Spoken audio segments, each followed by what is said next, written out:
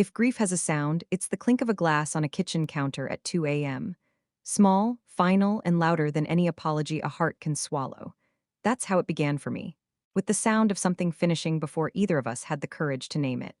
My name is Lena, and I used to believe love was a house with thick walls and soft lamps that never went dark.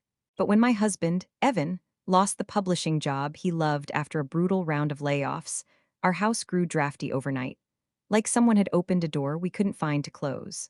In the evenings, he stared into the blue glow of job boards as if they were maps out of a storm, and I walked laps through the hallway with a sweater over my nightgown, inventing reasons to move so I wouldn't sit and drown beside him. We had always been good at small rituals: Tuesday pasta, Friday playlists, Sunday papers with the crosswords I never finished. After the layoff, those little stitches loosened. I picked up extra shifts at the clinic to keep the lights steady. He started waking early to chase postings and staying up late to chase the same hope, a cycle that felt like the sun and moon kept missing each other. He wore silence like a jacket. I wore competence like armor. We stopped making eye contact when we brushed teeth. We stopped saying the thing we were both thinking: I don't know how to reach you. There was one night I brought home takeout.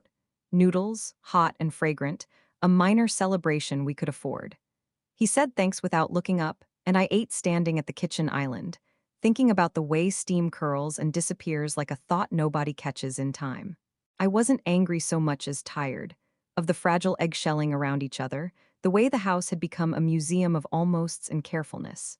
When he finally shut the laptop and leaned back, eyes hollowed by light, I wanted to say, let's be wrecked together. Instead, I gathered containers and smiled into the sink.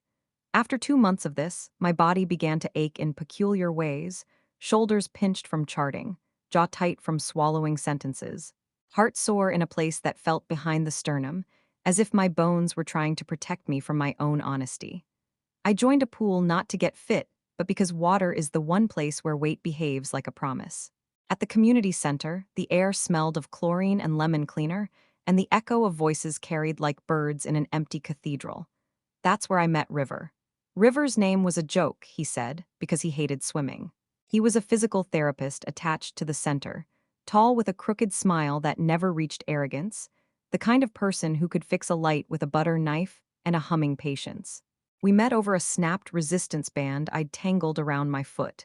He knelt beside me and freed my ankle with practiced hands, saying, "That band doesn't know it yet, but it owes you an apology." I laughed, real, surprising, embarrassingly grateful. There are people who talk to you like they're setting down a warm cup in front of you, gentle, present, unafraid of silence. River was like that. He asked how my day had gone and left room for me to answer badly. He didn't offer solutions, he made space for my storm. The first week, we talked about shoulder mobility and breath counts. The second, about favorite novels and why the saddest songs never leave. The third, he asked, how do you rest when everything feels like work? And I told him the truth: I don't. He nodded as if I'd given him a map. At home, I tried to tell Evan about the older woman in lane 3 who wore a floral swim cap and crushed everyone in backstroke, the way she moved like a small, stubborn comet. He smiled, then scrolled again, eyes skating over a rejection email he didn't open because he already knew the shape of it. I put my phone face down on the table and felt it buzz against the wood. River texting a video about diaphragmatic breathing. I told myself it was harmless, helpful, a kindness passed between strangers learning each other's names. River had a way of noticing without prying. On a Thursday, he said, "You breathe like someone who's been putting out fires with her own lungs." On a Saturday, he said, "You can put the buckets down, you know." I wanted to reply, "The house is still burning." Instead, I held a plank and counted heartbeats until my arms trembled. He adjusted my shoulders once, fingers light, and a line of heat traveled up to my throat where it sat like a question I wasn't ready to ask. The night everything tilted was not a grand betrayal, just an accumulation of small ones. Evan had an interview scheduled for the next morning and asked if I could come home early in case he needed the car. I promised yes and then stayed late to finish intake notes, then stopped at the pool because I wanted the water to smooth me into someone easier. River was there locking up. He said, 5 minutes? I can show you a shoulder stretch that might save you from your own good intentions. I said, okay. 5 minutes turned into 40, then into sitting on the bleachers, feet on cold tile, talking about the hollow places grief carves.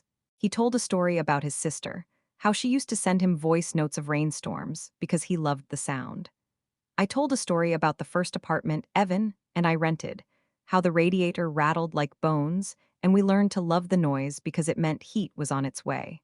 River said, "You talk about love like it's a room," and I said, "It used to be." He looked at me then with a softness that makes you feel seen and in danger at the same time. "You deserve to feel warm in it," he said. On the drive home, my phone buzzed, Evan asking if I was close, then a second message, "It's fine. Don't worry." The period at the end of fine felt like a slammed door. When I walked in, he was at the table with the car keys in front of him like evidence. I said, "I'm sorry." He said, "It's okay." We both knew neither was true. I showered until the mirror fogged and practiced a sentence that sounded like a bridge. "I'm scared too." I didn't say it. We went to bed careful again. The next morning, I found his suit jacket on the back of a chair, sleeves limp, and my throat burned with wanting to fix a thing a needle couldn't touch. He left early without waking me. On my way to work, River's message blinked. "Proud of you for choosing the water." Proud is such a tender word. It cracked something in me I'd been pressing my palm against for months. I typed and erased, then sent a thumbs up and felt like I'd thrown a life raft into the wrong ocean. That night, Evan came home with shoulders lowered, the interview a soft no wrapped in polite words. We ate soup and watched a show we weren't following. When the credits rolled, he said, "Are you happy?" I said, "I don't know." He said, "With me, I mean." The room narrowed, the air thickened with all the answers I couldn't choose. He nodded like he'd expected silence to be the worst, and silence obliged. I wish I could say I ran toward the fire then, bucket in hand, but I walked to the kitchen and washed our bowls until they squeaked. My phone lit up, face down, a small square of light pulsing like a heartbeat against the counter. I didn't turn it over. Not because I was noble, but because I was afraid of what I wanted to see. It's astonishing how quickly longing learns your address. Within a month, I was scheduling my days around the open hours between River's appointments. I started wearing my hair in a way that kept it off my neck. I noticed the line of my throat in glass doors and flushed like a teenager. At night, I lay beside Evan and drafted messages I wouldn't send. "You make me feel like the room has windows. You remind me of the sound the radiator used to make when heat arrived." None of that is an excuse for what happened next. It's only a map of how the ground cracked under us and how I stepped into the split. The thing about a crack is that it doesn't care who caused it. It only cares how fast it can widen when you jump. When the first real line was crossed, it was with a simple touch, River's hand at the small of my back as I moved past him through a doorway, a pressure as light as a suggestion. My entire body heard it. I went home buzzing and ashamed, a hive under my ribs. Evan asked if I wanted to watch the documentary we'd saved. I said I was tired and stood in the shower until the hot water ran thin and the mirror cleared enough to show me my own eyes. I wanted to be the person who turned back then. Instead, I became the person who learned how to lie by omission so well it sounded like politeness. Confession doesn't start with a word. It starts with the way a thumb hesitates over a screen, the way a person deletes a period and sends a sentence unpunctuated, so it looks casual, harmless, almost weightless. That's how River and I began to slip, from schedules and stretches into sentences that felt like doorways. He sent, "How's your shoulder?" And I read, "How's the room you don't feel safe naming?" I replied better and meant worse, in the way better can be a worse that has learned to dress itself well. He sent a photo of a coffee cup with a cinnamon heart drawn in foam and wrote, "Accident or omen?" I wrote back both. We laughed in a thread that carried our day like a river carries light. At home, Evan's search continued, a quiet war. He reworked his resume so many times it became an autobiography of loss where verbs did the heavy lifting. He started freelancing a little, editing book proposals at odd hours, scratching at hope like a lottery ticket bought with exact change. We were kind to each other in the way people are when they both know they're withholding something gentler than truth. I asked about his day. He asked about mine. We traded weather. One Saturday, River suggested a morning farmer's market across town, public, bright, safe. I told myself the sunlight would keep us honest. The city was noisy with summer. Stalls spilling peaches and dahlias, a violinist threading a slow hymn under the chatter. River bought 2 bruised pears and said, "Imperfect is sweeter, you'll see." We walked, elbows almost brushing, and it felt like stepping onto a bridge as it built itself, plank by plank beneath our feet. We found a bench by the river, an actual river this time, broad and brown, flickering with small boats and geese with opinions. He asked about the first time I knew I loved Evan.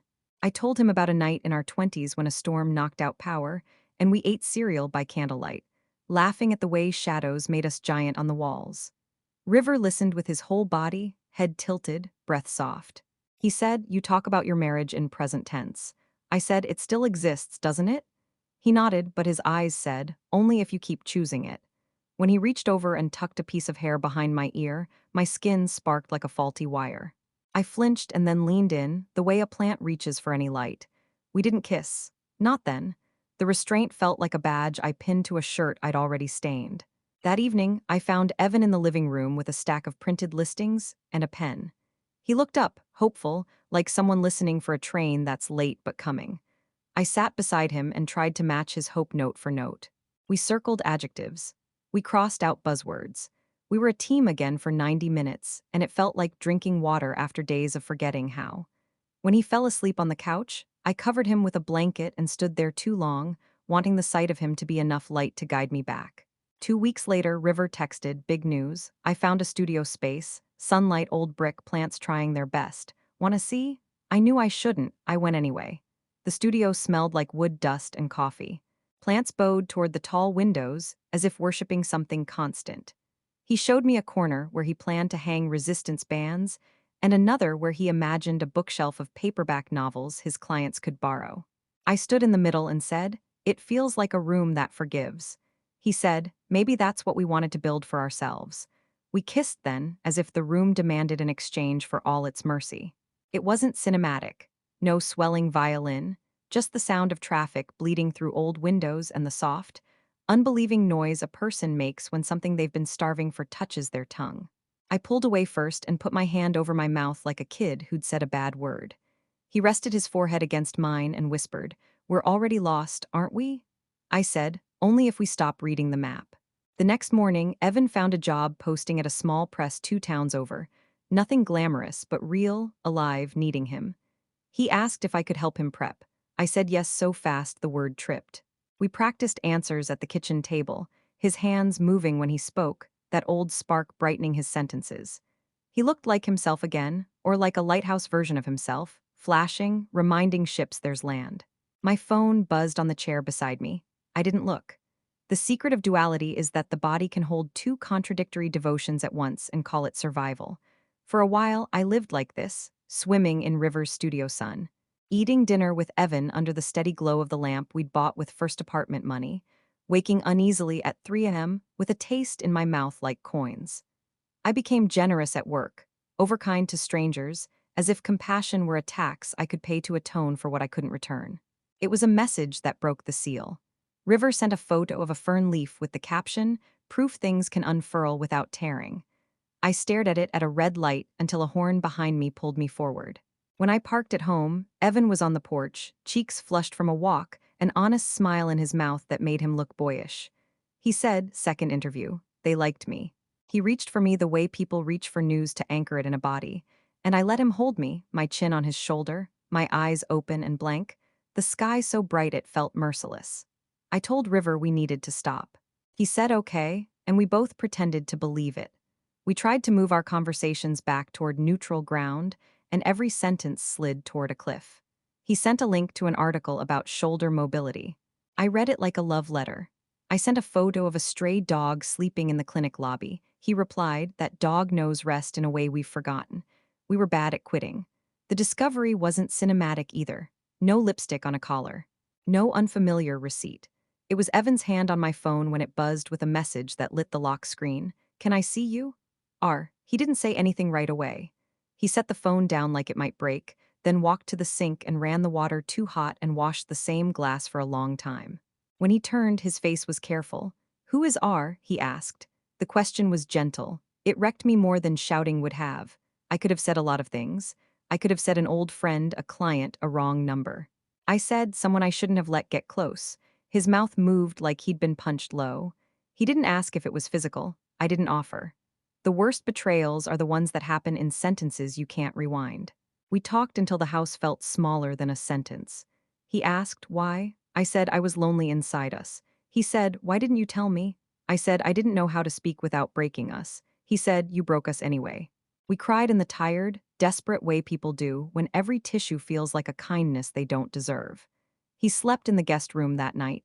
I lay in our bed and stared at the ceiling, counting the tiny plaster swirls that looked like hurricanes fossilized in paint. I typed a message to River, he knows, then erased it, then typed we can't do this anymore, then erased that too. The ceiling didn't answer.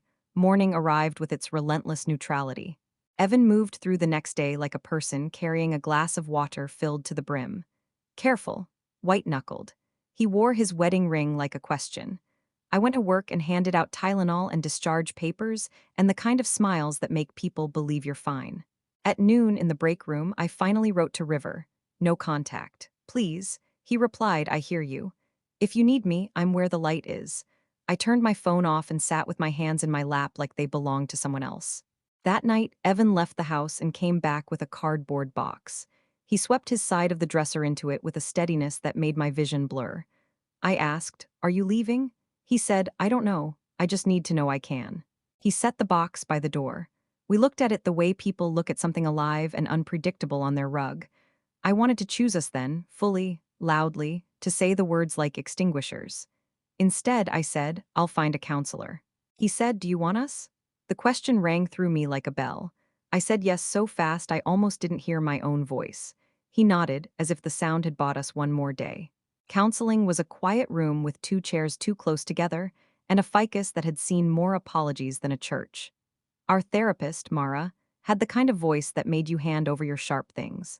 She gave us questions like stares. How did you learn love? Where did you set it down? What are you willing to carry now that your hands are tired? Evan told the story of his father's layoff when he was 12, the way his house turned into a library of whispered budgets and stretched casseroles, how his mother's mouth thinned at the corners and never softened again. He said losing his job made him feel 12 inside his grown body. He said he shut the door so I wouldn't have to turn into his mother. He didn't realize I'd hear it lock.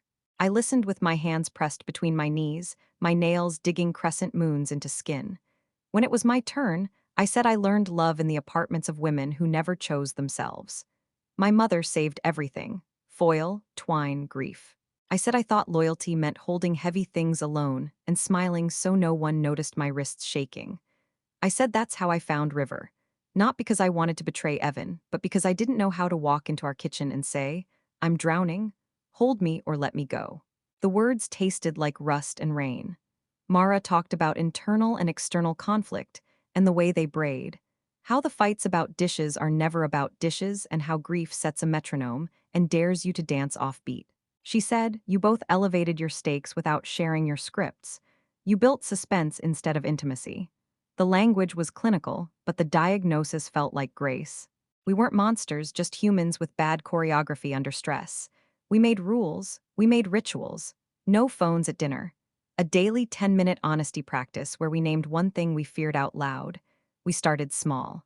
He said, I'm afraid of being useless. I said, I'm afraid you'll love me less when I show you the parts that aren't good. He said, I already know those parts. We laughed, and the laugh sounded like a window opening. I wrote River a letter I didn't send. In it, I thanked him for the room with windows and told him I had to learn to open the ones in my own house or leave it honestly. I told him a secret. That sometimes the kindest thing you can do for someone is refuse to let them be your excuse. I folded the letter and put it in a drawer with an old concert ticket and a photo of Evan and me in front of a mural of pink wings painted on brick, arms wide, ridiculous in love. But healing isn't linear. It's a spiral staircase that makes you dizzy and proud at odd intervals. 3 weeks into counseling, Evan got the offer from the small press. Part-time, then full if numbers allowed. We celebrated with cheap champagne and burned garlic bread. We kissed like awkward teenagers and then better than that. We fell asleep with our feet tangled, and for the first time in months, I dreamed about something gentle. A radiator rattling to life in a winter place. The next morning, I ran into River at the community center by accident. If accident means walking into a place, you know you shouldn't at a time you hadn't for weeks. He was in line for coffee. I was there to drop off a form for a patient. We saw each other and did that half-smile strangers do when they share a past tense. He said, "How are you?" I said, trying. He said, "Good." The word landed in my chest and did an honest thing. It encouraged without inviting. On my way out, we stopped by the windows that had once felt like absolution. He said, "I'm glad he got the job." I said, "Me too." He said, "You look like someone who's learning to rest." I wanted to say, "I still wake at 3." I said, "I'm learning." He put his hand over his heart in a small gesture of benediction. I left before nostalgia could rewrite the scene into something I'd regret. At home, the box by the door was gone. Evan had unpacked his dresser and lined his socks in regimented rows like small soldiers glad to be useful again. It made me cry, an ordinary sight with extraordinary mercy. We made pasta on a Tuesday. We failed the crossword and laughed. We went to bed without carefulness. We reached for each other like people who deserved to. Then came the text, not from River. From an unknown number with a photo attached. A picture of me and River on that first day in his studio. Not kissing, just close, my face turned toward his like a pilgrim toward light. The caption read, "Thought you should know what your wife does when you're busy being useless." The number was blocked, untraceable. The cruelty was surgical. Evan handed me the phone without speaking.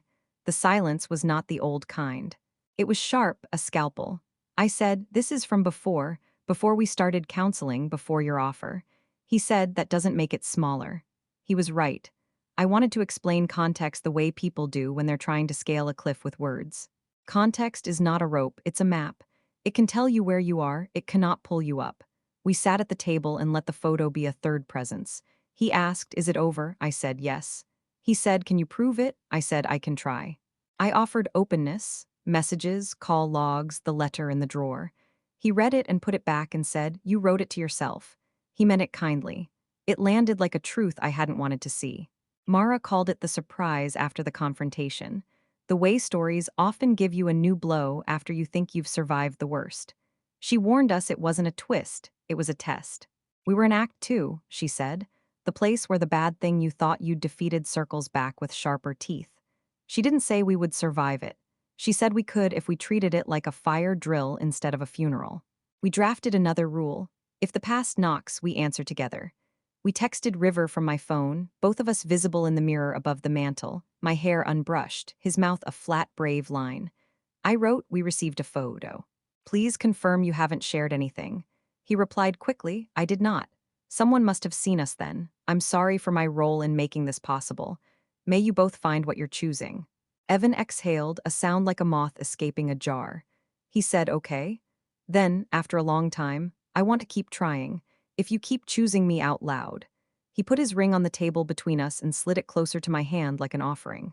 I placed my palm over his knuckles.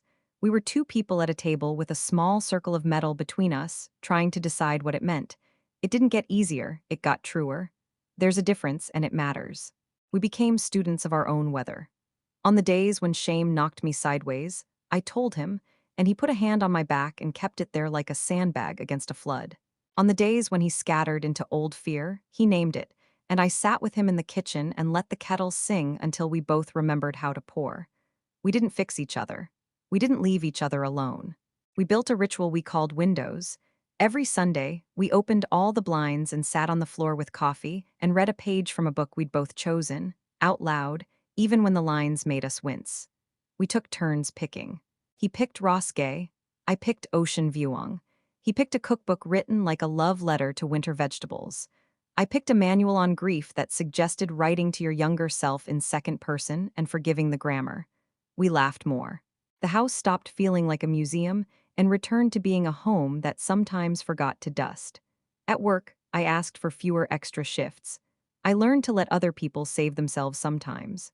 I joined a different pool farther across town and did laps with a woman who cursed like a poet and told me her husband proposed by hiding a ring in a bag of frozen peas because they couldn't afford champagne then. I told her I was trying to forgive the version of myself who thought secrets could be a kind of kindness. She said, "Baby, secrets are heavy for a reason. Put it down." We saw River once more, months later, at a street fair where the air smelled like hot sugar and diesel. He was with a woman with fierce eyebrows and a laugh that made him beam. He saw us and raised his hand in greeting across a stream of people. We crossed paths by the kettle corn stand. He said, "How are you both?" Evan said, "Learning." I said, "Practicing." He said, "Good." The word felt like we had earned it. We didn't exchange numbers. We didn't exchange memories. We moved on. I still carried the letter in the drawer like a relic for a while. One evening, when autumn leaned its shoulder hard against the windows, I took it out and read it on the back steps. The sky was the kind of bruised purple that feels honest about the day it survived. I tore the letter in half, then into more, watching the pieces drift into the yard like confetti you don't have to sweep. It didn't feel like erasure. It felt like accuracy catching up to my life. Evan got promoted to full time. He bought me a plant I couldn't kill, a snake plant, indestructible, stubborn, green even in low light. He said, for rooms that forget the sun. I put it in the kitchen and made it a witness. To ordinary lunches, to apologies that weren't performances, to the slow return of touch that didn't ask for absolution first. Sometimes I caught him looking at me the way a person looks at a shoreline after a long swim, wary, grateful, surprised by the steadiness of land. One night in the soft hour before sleep, he asked, "Do you love me?" I said yes. He said, "Do you love him?" My mouth opened and closed like a fish released. I said, "I loved the part of myself I felt safe being with him. I don't want to love like that anymore." He nodded. A minute later, he said, "I'm proud of us." The word slid over me like oil over a hinge, a small thing that makes movement possible. Mara ended our sessions with a list we wrote together titled What We Do When It Gets Dark. It included things like, say the scary sentence first, go for a walk even if it's raining, put the phone in the other room, eat soup, stand on the porch and watch weather until it loses its teeth. Remind each other that we were brave once and can be again. We taped it inside the pantry door where the sugar lives. Sometimes I open it just to check that brightness still has a recipe. We never found out who sent the photo. It became a ghost story we stopped telling. The real story was the one we kept in daylight. How two people hurt each other and then tried to build a better practice of not doing that, failing sometimes, trying again. People think forgiveness is a moment. It is a muscle. On Tuesdays, making pasta, I can feel it working. If grief has a sound, so does repair. It's the click of a lamp chain in the early evening, the gasp of a radiator waking in winter, the soft thud of a box carried back upstairs, emptied of panic and filled with socks.